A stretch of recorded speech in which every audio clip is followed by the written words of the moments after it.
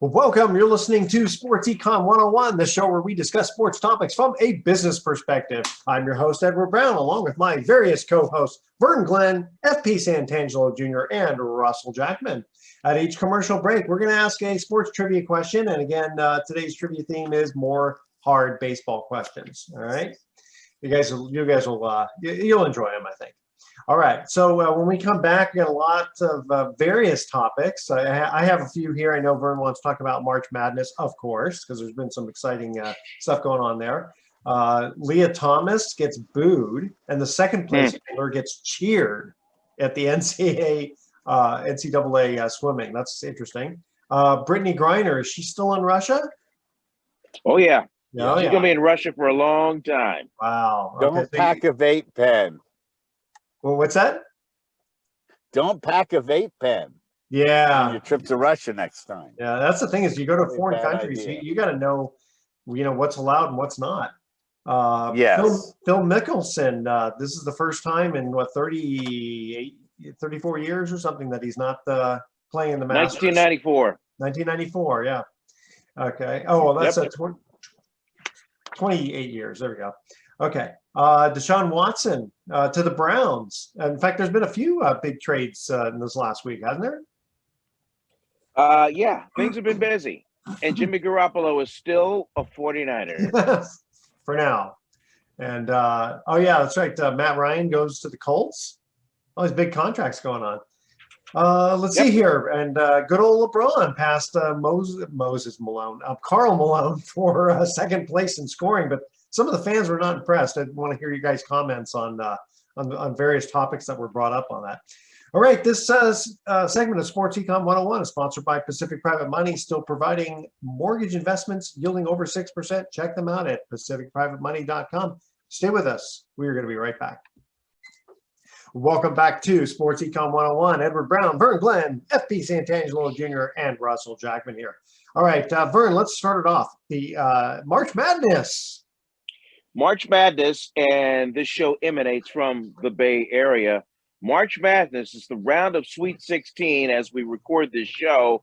And for the first time since 1939, it's coming to San Francisco, the city of San Francisco. I know years ago, the Cow Palace had it, but that's not really San Francisco proper. That's Daly City. Yeah. But for the first time since 1939, when it was held at Treasure Island, there were 8 teams in the tournament.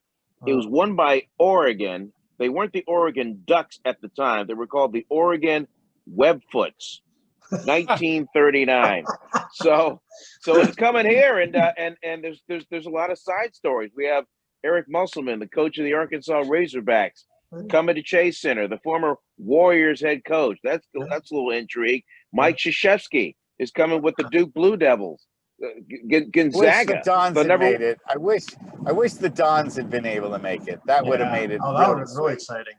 Yeah, well, the Dons made it thrilling, but one round and out, and Todd Golden, the head coach, came out as the big winner because he got a nice $18 million contract to be the next head coach of the Florida Gators. So there's a lot going on. Yeah, he had like a stopwatch going, like. As soon as he finished his game with USF, I mean, he clicked the stopwatch, and then before the second hand hit the top, he was hired by Florida. It was one of the fastest coaching. I'm done coaching here, and I'm gonna coach somewhere else. That was one of the fastest announcements I've ever heard. The Don. Well, hey, if I was making about $400,000 a year, and I had the chance to make $3 million a year, I'd go pretty fast myself. Yeah. Now, just think if the Dons would have recruited Bill Russell just that last time, might have been able to make it. Yeah, Bill Russell, Casey Jones, they were not walking through that. Bill Cartwright not walking through that door in uniform to help them. No, but Bouye made a damn good impression on me, I think. 36 points in his last game in a USF uniform. So that'll get him some looks come training camp time. Good stuff. I'm trying to think of any of the Cinderella teams. There were a couple of St. Peter's in there. St. Peter's. St. Peter's. Let me see. We've got a bunch of geniuses in this room. Which one of you had St. Peter's in the Sweet 16? No, not me. No, sorry. Hey, they're the Peacocks. You got to let them fly. Yeah. I love it. In two games, they took out all the Kentucky teams, and the head coach played at Seton Hall. That was the last time a team from New Jersey made it this far in the tournament, and that was in the year 2000. Wow. Yeah. That's awesome. You guys, so I have to be completely honest. I haven't even made a bracket this year. I haven't watched too much of it. I did watch that Don's game, and then I did see Vern's face right after. I was watching it in a bar with my dad.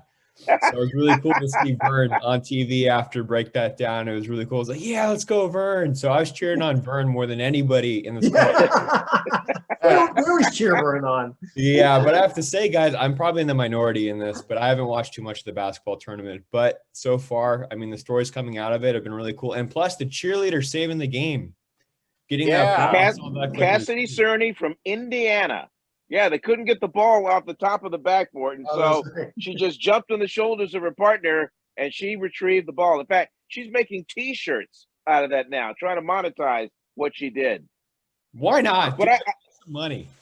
I do have a question, though. In this market, why is it when you bring up college sports, it's crickets?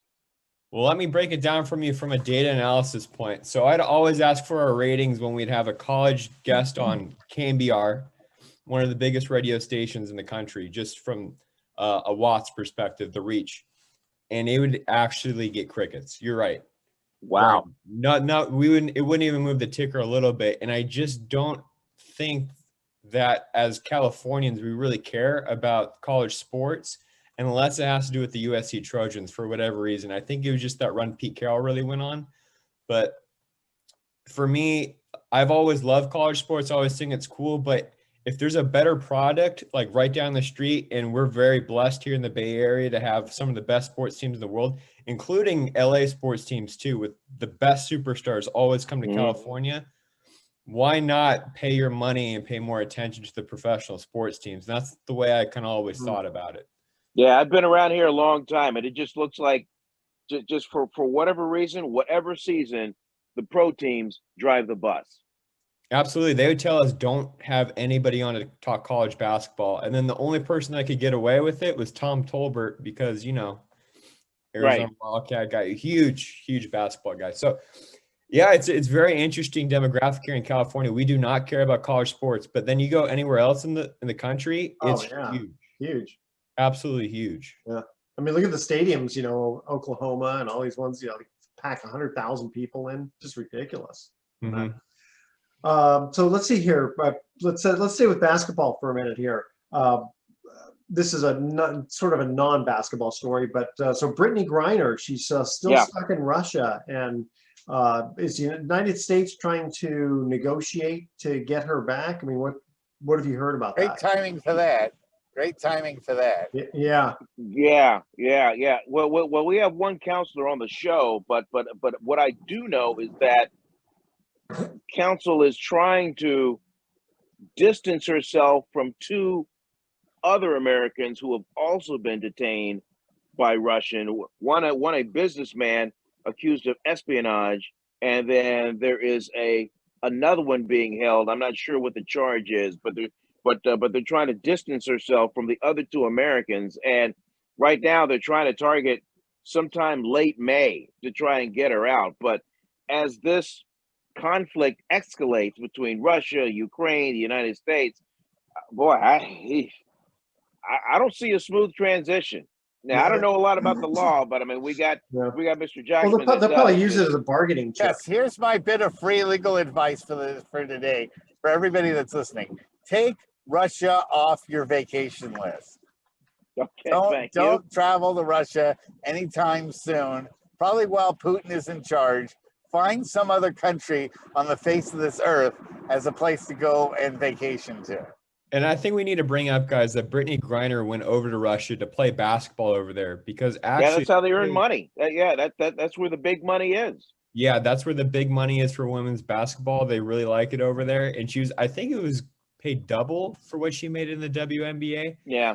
And Yeah, that's not just the surprising. situation with the WNBA in the U.S., which is very unfortunate. They have to travel to countries like Russia to get paid and to make a decent living. So, And she was being held because it was some kind of a drug charge, right? Vape pens. They found vape pens. Is that right? pens. Yeah. Yeah, that had THC in them. Oh, gotcha. So and here's the thing: is yeah. that, you know what? Even if she didn't do anything wrong, they could still just hold her and say that she did, just like this businessman, right? I mean, who's going to say espionage? Oh, the guy's American, automatically espionage. You Right. know, it's sort of like going to the border and they just, you know, the drug cartels just grab you and you know, hold you hostage. Yeah, she's one of the big WNBA stars coming out of college. Played at Baylor, and that season is scheduled to start in May. So this is a thing now. I mean, these are people that drop bombs on girls riding bicycles and, you know, hospitals and art academies. You're not going to get a lot of sympathy out of somebody that, you know, gets busted on a drug charge. They're used to, you know, bombing innocent people right now. Yeah. So there's not a lot of conscience that's going on in the Russian oligarchy right now. Okay, not guys, a lot of great accommodations for her. She's 6'9", and those Yeah. beds are so small. I can imagine. Yeah. All right, guys, coming to our first commercial break. Baseball questions here. Who was the first pitcher to win the Cy Young Award 3 times? That's our trivia question. And don't worry, it's not Cy Young himself. All right, email edward@sportsecon101.com. The answer to that question. Stay with us. Sports Econ 101. We'll be right back. Welcome back to Sports Econ 101. I'm Edward Brown. Vern Glenn here. Vern Glenn's over there. FP's over there. And Russ is over here. Okay, guys, who was the first pitcher to win the Cy Young Award 3 times? I'm going to guess Christy Matheson. No, I don't think they had it back then. Okay. I'm going to say Seaver. Seaver, no. Go. You're very close in the timeline. Go back just a tad. Nolan Ryan. Nolan Ryan. Go back just a little tiny bit in time, just a little bit. Did he play for the Dodgers? Sandy Koufax? Yes, he did. Sandy Koufax. There you go. All right. Both good for that. Oh, very good, guys. Okay. All right.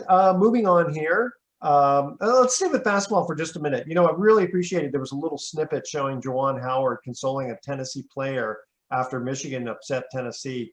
And they made a little comment about how he knows how it felt because, you know, 1993, Chris Webber calling a timeout against North Carolina, you know, when they didn't have a timeout, and that became a technical foul. And interesting because Juwan Howard we were brought this up a couple of weeks ago, how he, you know, just, didn't he take a swing at one of the other coaches on the other side? Oh yeah. Yeah. And so it's like, that was in a regular season game, and he got suspended for the rest of the regular season. But yeah, Juwan Howard being part of the Fab Five Michigan group. I mean, he knows what disappointment is like as a player. So that was a touching moment. It was very classy. I really kind of I mean, if you think about it, a lot of these kids, you know, they started playing basketball, whether it was, you know, CYO or whatever, maybe as young as 6, 7, 8 years old, and then all of a sudden they're good enough to make college, but they're not going to play in the NBA or professionally. So this is it. I mean, your last game of playing competitive basketball. This is it. I mean, that's got to be an emotional shock to the system when it's over.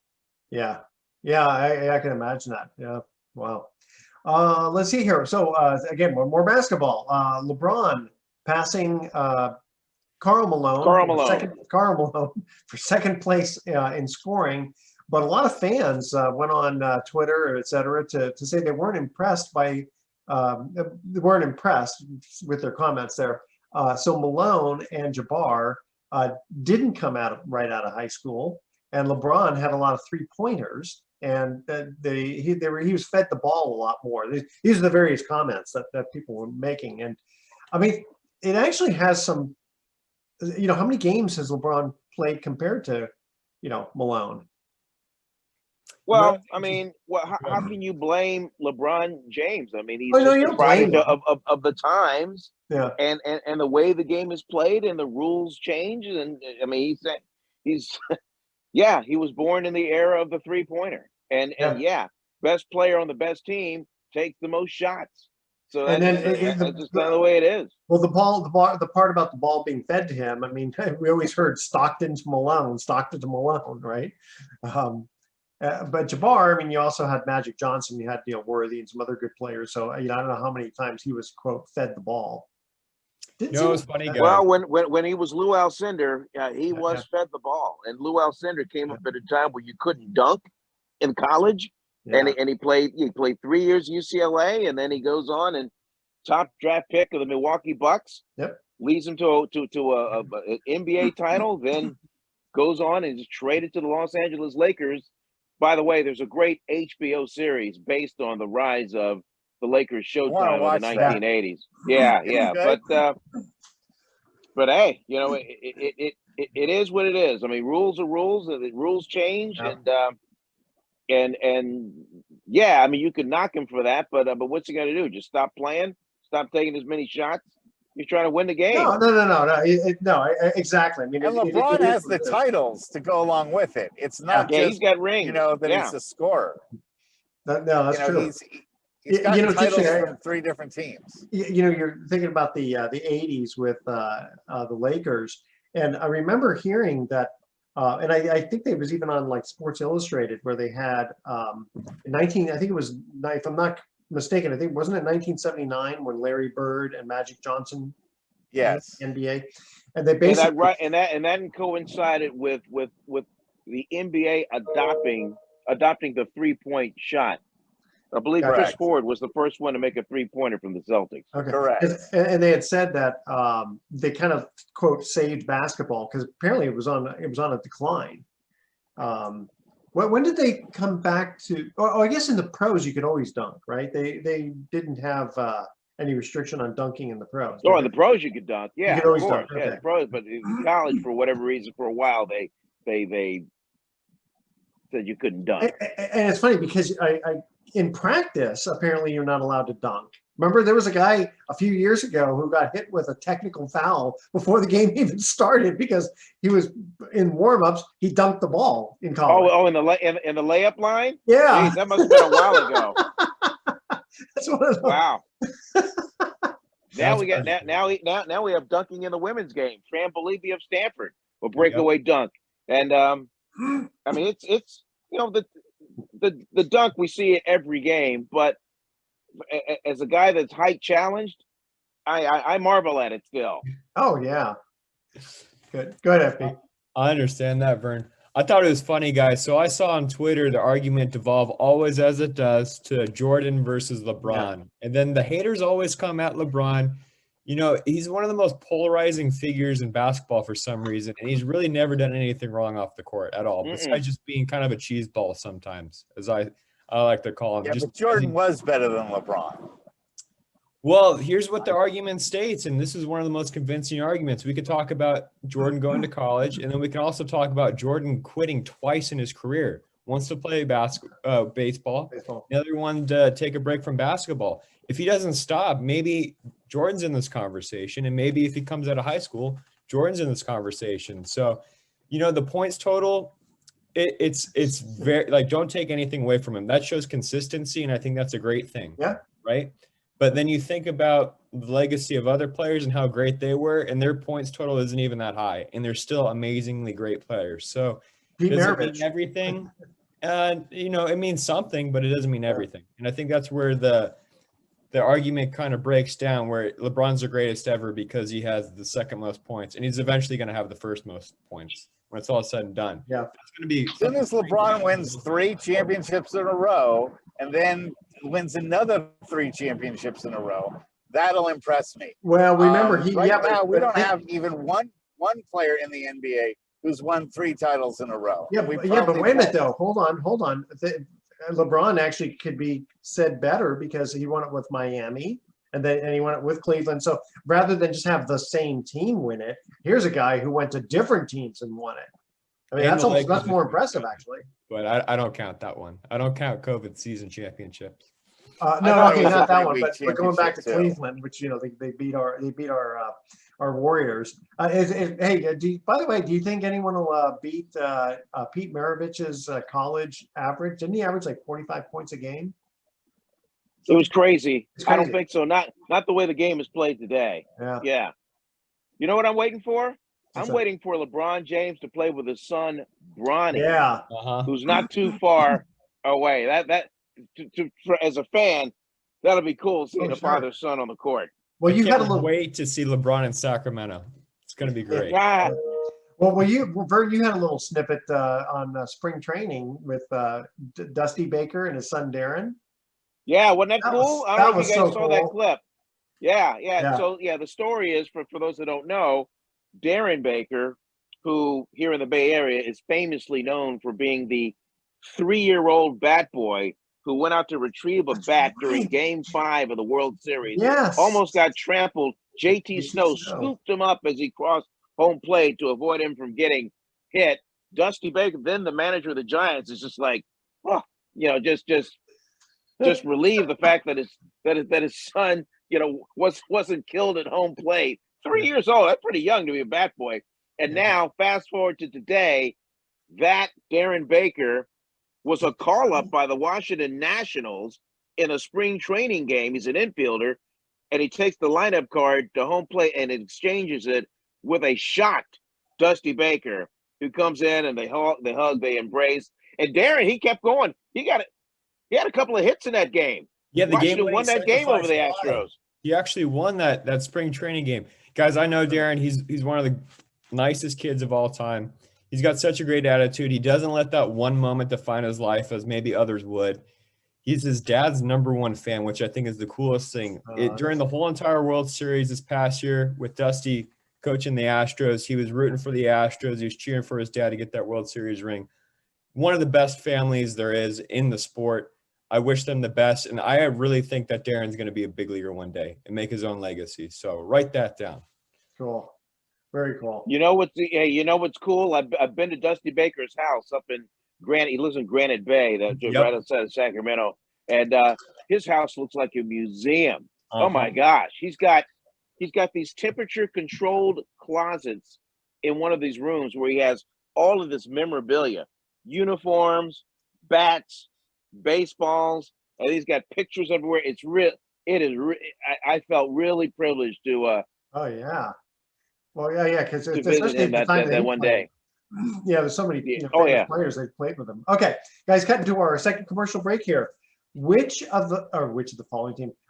What team was the first to lose 6 World Series?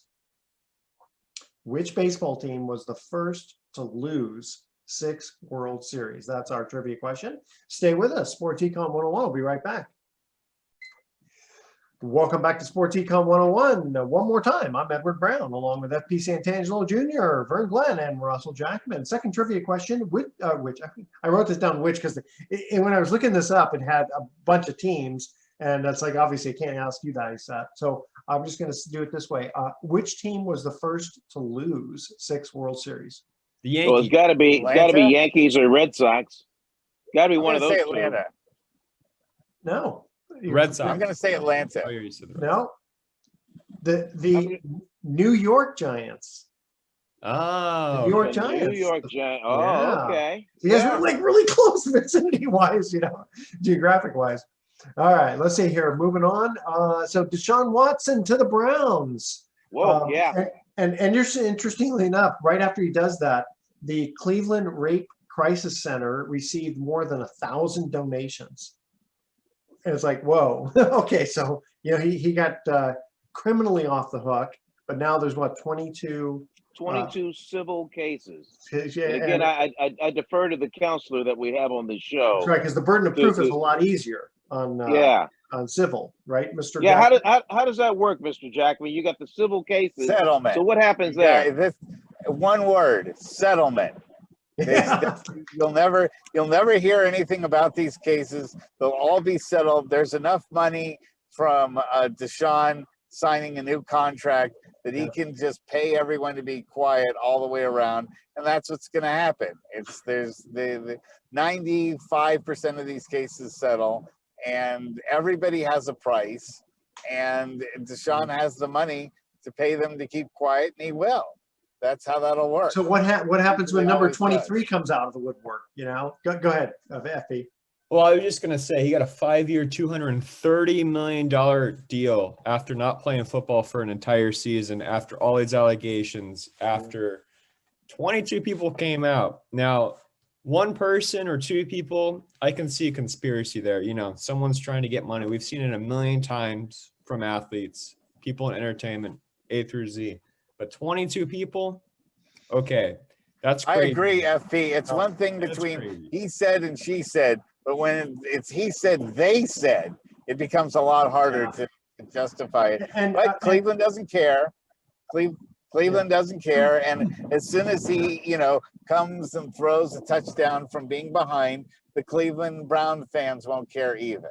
I would disagree with that, Russ. So I've seen on social media, and I've seen some reports from local news that teams or fans rather of the Cleveland Browns are looking for new teams because they're so disgusted by this.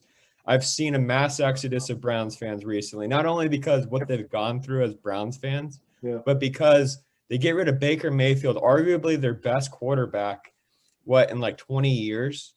That's done a decent job, right? He's just been banged up to all heck.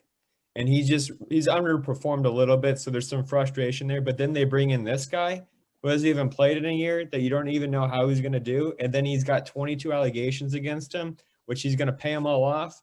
I mean, that would make me sick to my stomach as a sports fan. I'm there to watch sports to bring positive emotions, positive energy into my life. I'm not trying but you have integrity. As soon as if they were to go 6-1 or if they go 8-0, there'll be Brown fans that'll make up for bandwagon fans that will jump on and say, we don't care what happened. We just want to see a winner.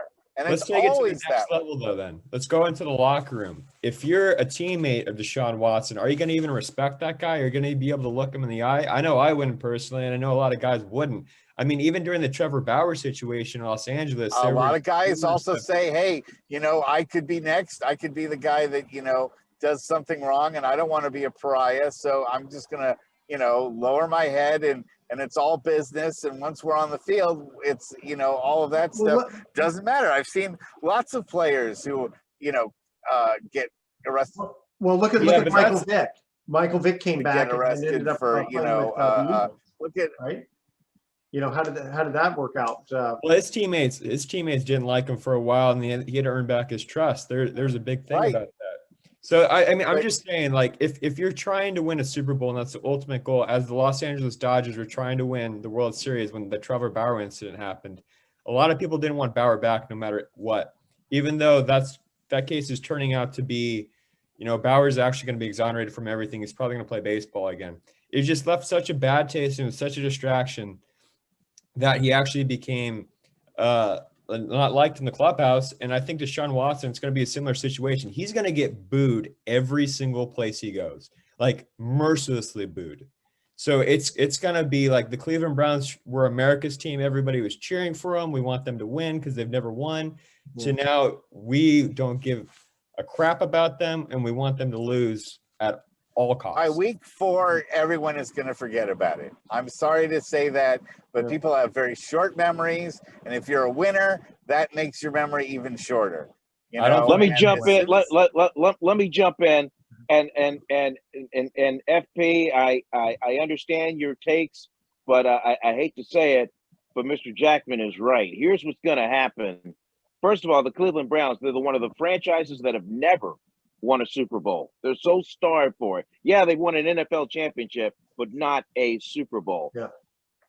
He's going to come in there, and if he lights it up, I'm not going to say all will be forgotten, but the Brown fans will be walking around with their chest pumped up. I mean, it's going to be unlike anything that they've ever seen before. This is a country of forgive and not forget.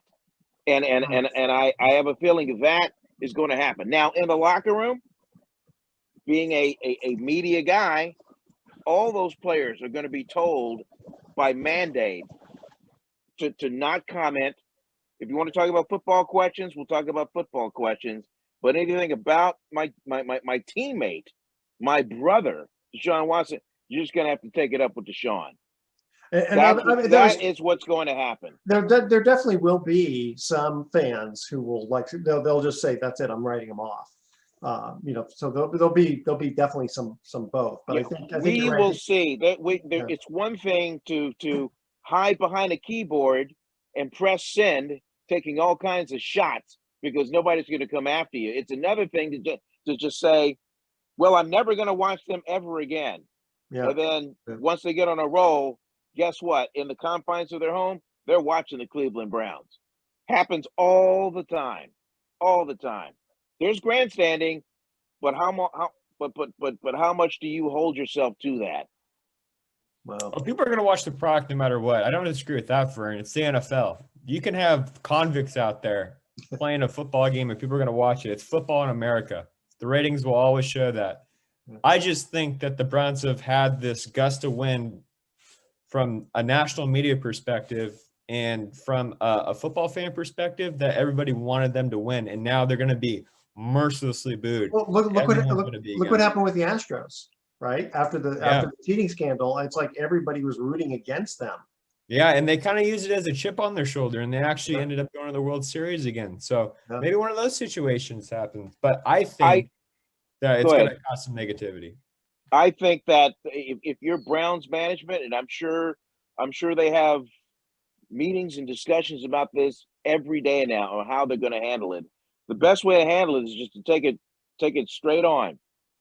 Come up with some contrition and just go, hey, yeah, we brought this guy. We are aware of his past, and we're going to work with Deshaun to make him a better person. This, that, and the other, and just take it head on. Don't deny it. Take it head on, and then if you do that, the quicker I don't want to say blows over, but the quicker you're able to turn the page. Well, now this is assuming that Deshaun doesn't fight anything, right? I mean, he hasn't said, "Yes, I'm guilty and I'm going to settle." He's still denying it. So no, well, he's keeping his mouth shut, which is exactly what he should do. That's what the lawyer advised.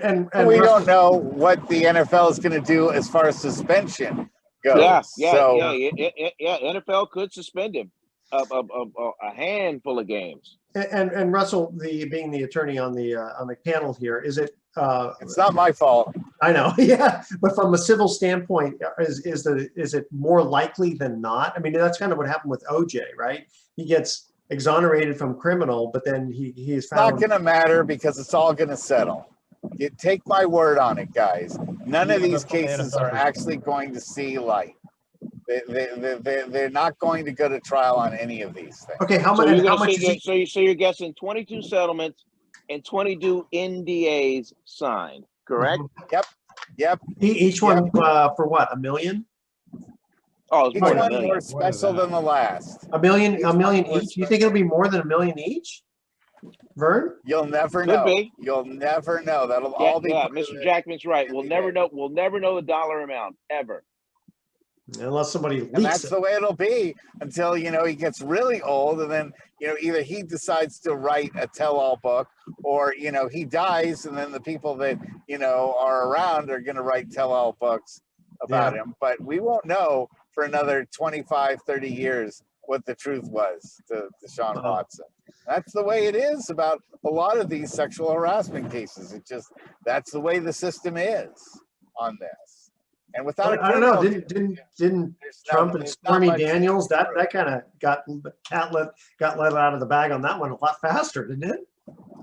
Well, yeah, because Stormy Daniels didn't care about any implications of Trump suing her, and Trump had enough other things that he had to deal with, and he's still, I think, trying to sue Rosie O'Donnell for God knows what, from decades ago. He was threatening to sue Rosie O'Donnell, if you remember that. So some people rattle their swords quite quite proudly in front of everyone, but when it comes to actually doing something about it, they don't. So, all right. Hey guys, moving on here for a little bit here. So Trevor Story signs on to the Red Sox for a 6-year, $140 million contract. And this is after coming off his worst offensive season since 2017. He only batted .250 and his OPS was just 3% better than the league average. because the owners are so poor. It's because the owners are impoverished, poor individuals. We're barely making it right now, and it's better to not play games because they'll make money that way. It really does take all those arguments that the owners were trying to push forward during the lockout and throws it back in all of our faces. Yeah, well, Trevor Story is still regarded as one of the best shortstops of the game. The fact that he's going to move over to second base just tells you that of what kind of an athlete this guy is. So these guys spending all this money, I mean, they're not stupid. They've done the research. They know the number. I mean, baseball lives and breathes on numbers and statistics and research and all this kind of stuff. Numbers are going down though. Yeah, well, but that's just one season. I mean, no. He'd been in. But Edward, why would they spend the money then? If they really thought he was down, if they really thought he was down to stay. Yeah. I mean, we're right. We're a bunch of guys screaming on a radio show. If I mean, they must know more than we do. If they're going to invest that kind of money. Right. You're 100% right. Yeah, there's a lot of guys, things. I just want to say that there were some finalists there, including the San Francisco Giants, that were trying to get Trevor Story. We even saw Jock Peterson go to social media and try to recruit him. He's a good player. Yeah. He's had significant arm issues, though. He can't even get the ball to first base from shortstop or third base anymore. They won't really come out publicly to say what's wrong with his arm, and that's why they're moving him to second base. But his arm is basically broken now. So that's a Steve Sachs issue. Okay. Hey guys, hold on a second. He had a 2020 season last year too. He had 20 stolen bases and 24 home runs, and he averages about 25 home runs a season, which is insane for a second baseman. Yeah, that is. Okay. Here's our last trivia question. In 1953, the St. Louis Browns became which team? All right, stay with us. Sports Econ 101. We'll be right back with some closing comments. Welcome back to Sports Econ 101. Last time for today, I'm Edward Brown, your host, along with FP Santangelo Jr., Vern Glenn, and Russell Jackman. Hi, guys. 1953, the St. Louis Browns became which team? The Baltimore Orioles? Yes, which is interesting because the Baltimore Orioles were in the late 1800s. So what happened? Would they go away and then come back? Franchises come, franchises fold. Yeah. It happens. Like, well, I guess think of the Washington Nationals. But this edition of the Baltimore Orioles were the St. Louis Browns. Gotcha. Okay. FP, do you want to quickly say your Trevor Story? I was just going to finish up with, he's a 272 career hitter. He's a really good baseball player. He was injured, and he went through a lot of stuff with the Rockies, too, and their management last year, including feuding with them pretty publicly at the trade deadline after not being traded. So there's just a lot of other things going on there. He's going to rake over at Fenway Park, too. I think there was about 20 of his flyouts to left field at Coors Field that are going to be home runs at Fenway. So, but in Colorado, the ball flies further. Of course, the Green Monsters tie. But I mean, just something to think about. All right. Okay, guys, here's our thoughts for the day. Doing what you like is freedom. Liking what you do is happiness, said cartoonist Frank Tiger. And confidence comes from, let me try this again. Confidence comes not from always being right, but from not fearing to be wrong. Said author Peter McIntyre. I figured Russ would like that one, right, Russ? I didn't know. I don't know who Peter McIntyre is. No, but I mean, but you like the saying, don't you? That's pretty good. Okay. They're not as corny as your usual. No, I know. I decided this week we're going to be a little bit more thoughtful. Yeah, insightful. Okay. Insightful. There we go. All right. Thoughtful. Tune in next week to Sports Econ 101. We'll be discussing sports topics from a business perspective and asking more sports trivia questions. Thanks for listening. On behalf of our team, I'm your host, Edward Brown. We'll see you next week. Good night, America. So long.